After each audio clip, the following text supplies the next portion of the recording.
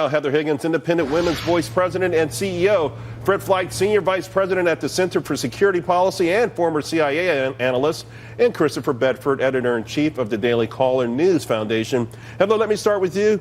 A few days ago, Nikki Haley sort of hinted or suggested that there was no more room for sanctions. But China coming on board today seems to maybe suggest we might be able to find a diplomatic, economic solution to this thing. I don't know that it's going to be a solution, but it's something that absolutely had to be tried. And it's also part of the sort of the Trump MO, right? This is what negotiating looks like. You put on the sanctions, but you also say that you're open to talking.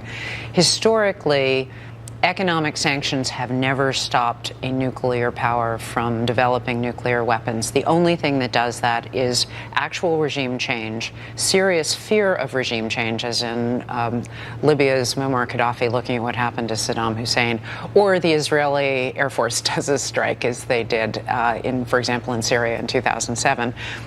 Short of those things, economic solutions have yet to solve what is fundamentally a military or a political problem, but it is absolutely necessary if we're going to try and keep this from becoming a hot war, because we're technically in a state of war with Korea now. Remember, we've got an armistice. The DMZ. Exactly. We've never moved to a peace deal. And what North Korea wants is a peace deal to get rid of us so that they can take over South Korea. But we don't want this to become a hot war. Well, their actions have backfired because they've drawn us closer in, and now everyone's looking for some answer. But, Chris, I think one of the reasons economic sanctions haven't worked with respect to North Korea is China.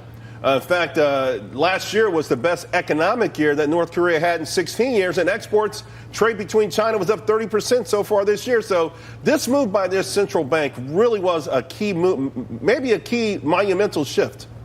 Typically, you're right. We crack down on China. We say, don't send them gas. And then you'll see the next day, China sending more coal than you've ever seen them send to North Korea. They're willing to make money on those guys, and they don't ever want to cut that off, especially since, to your point about the DMZ, they don't want the U.S. Marine Corps on their border. They want them on the North Korean border. This looks a little bit more promising. It's going to make things more uncomfortable for the leaders. And China always has a history of just staying one step ahead of U.S. sanctions. Doing, like the kid doesn't really want to do his homework. They just dot the I's, they cross the T's, and they do the bare minimum necessary to stay ahead. So far, they've done that, but they have told the North Koreans, we won't deal with you. I think it'll make life more uncomfortable. But to Heather's point, this country wants respect, and it's going to demand it, and it wants nuclear weapons, and they've already got them. Right. I don't think this is really going to stop it. And let's face it, China has a gigantic black market, underground economy, and so does North Korea. A lot of this stuff I don't think the central banks will be able to get a handle on. Fred, what do you make of the silence out of Russia? It's deafening in my mind. They've been pretty quiet this week with everything. Well, Charles, I think the Russians are very uncomfortable with North Korea testing what might be a hydrogen bomb. To some extent, I think Putin is fine with North Korea creating trouble as long as it is trouble for the United States and for its allies. I think that Kim Jong-un went too far, and we could get something out of Russia also. But Fred, I'm wondering, where did he cross the Rubicon? Where was this inflection point that he went too far? Well, I think testing a hydrogen bomb, which may or may not be a hydrogen bomb, but a very powerful atomic bomb that was so powerful that Chinese officials are very concerned that radiation may have drifted over the border. That could have been a red line for China, and I think it also probably concerns Russia. There are some experts who are saying, Fred, let me break this off for one moment because I've got breaking news coming in on this very topic. At this moment, the North Korean state news agency is saying that Kim Jong-un is calling or has just called Donald Trump deranged, says that he will, quote, pay dearly for his threats. Is that the response you were looking for, Heather?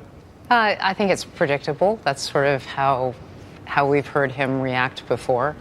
So it's not that surprising.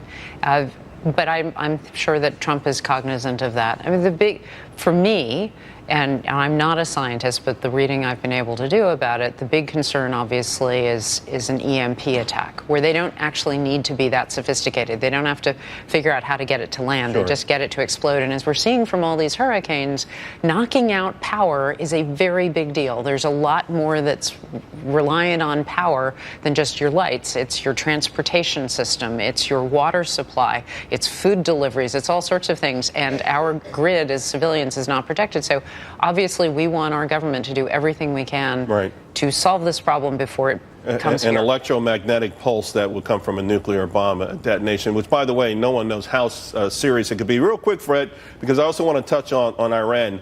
The belligerents coming out of North Korea, Kim Jong-un, to Heather's point, not necessarily a surprise. But what about the next missile test or the next bomb test? Are you expecting that also? I think that the North Koreans may be considering that, but now they have this response from China. I'm hoping they'll reconsider. I'm with Heather. I'm not optimistic that sanctions are going to work, but we have to go through every avenue short of war before we start talking about attacking the North.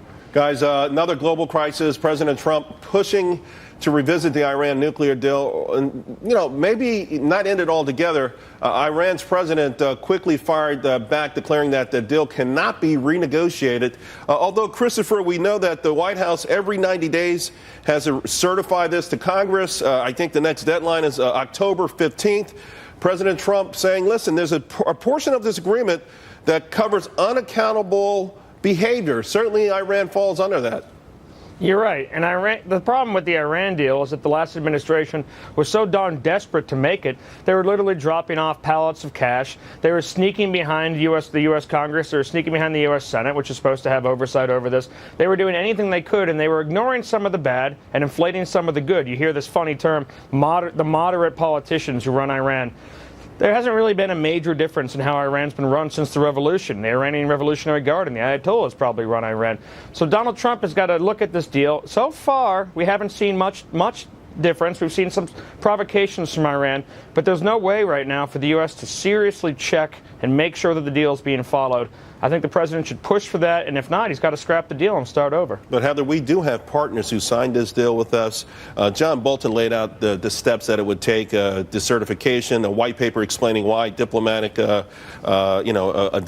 campaign, and you have to bring on board the UK, France, Germany, Israel, and Saudi Arabia. Well, we saw Macron say something about this deal that we weren't expecting, that, it seems like perhaps he might be willing to say at least we press harder or do something to this deal to make sure Iran doesn't spread terrorism the way they have. Exactly. I mean, it is not a surprise that Trump hates this deal. He's said oftentimes how embarrassing it was that we entered into this and what a non-horrible, fraudulent deal it was. And if you think about it, it's actually in some ways worse than the arrangements that we have had with North Korea. And we know that Iran has been collaborating with North Korea on ballistic missiles. There's no reason to think that they aren't collaborating on everything else. The challenge that they've got is that Iran is being very careful to technically comply with this deal. And so the word is that they are looking for other outlets to, as John Bolton has said, within the framework of the agreement, say that it's not compliant and really go back to the table and negotiate tougher inspections and not just sort of giving them carte blanche after 8 years to go produce. But also, I think we produce. need something there to stop their spread, their funding and spread of terrorism in the region, because they are certainly one of the biggest financial backers of the most horrific terrorists and murderers in the region. Well, one of my favorite solutions in the Wall Street Journal today, there was an excellent piece by Claudia Rosette suggesting that North Korea be kicked out of the UN. And I think on a lot of those same grounds, you could do the same thing to Iran. I saw that like that as well.